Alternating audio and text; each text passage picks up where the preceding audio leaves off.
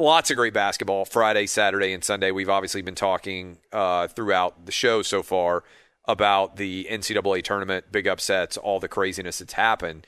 And I think you can't really talk about the NCAA tournament right now without also discussing the disappointing performance that we've seen so far from the Big Ten, certainly relative to what expectations would have been for that conference.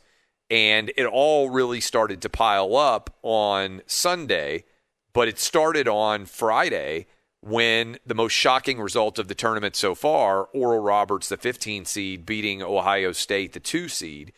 And then you have number 1 seed Illinois out, and nobody has really stepped up. Rutgers could have if they had been able to hold on against Houston. Instead, they kind of fell apart down the stretch.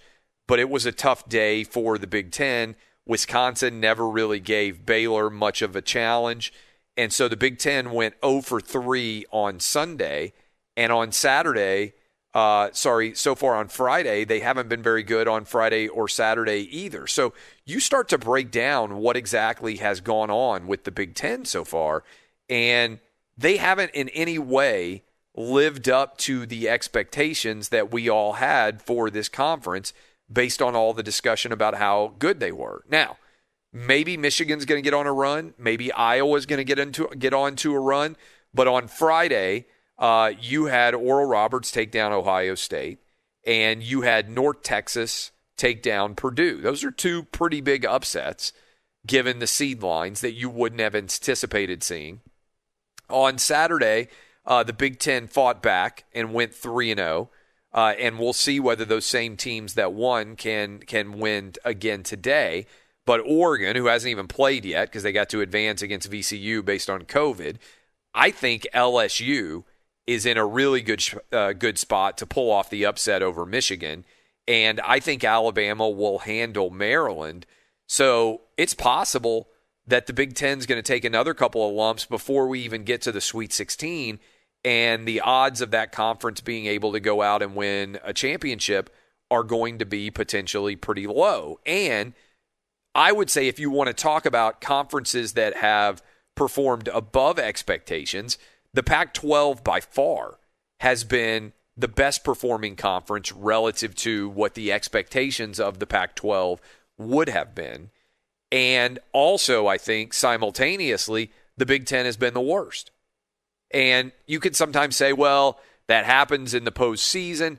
But I think in general, the Big Ten tends to be overvalued. In general, I think the Big Ten as a conference, because there's a lot of major media markets, because there are a lot of members of the sports media who are alums, because the Big Ten gets a lot of favorable attention in the basketball arena marketplace. There's a lot of good teams in the Big Ten.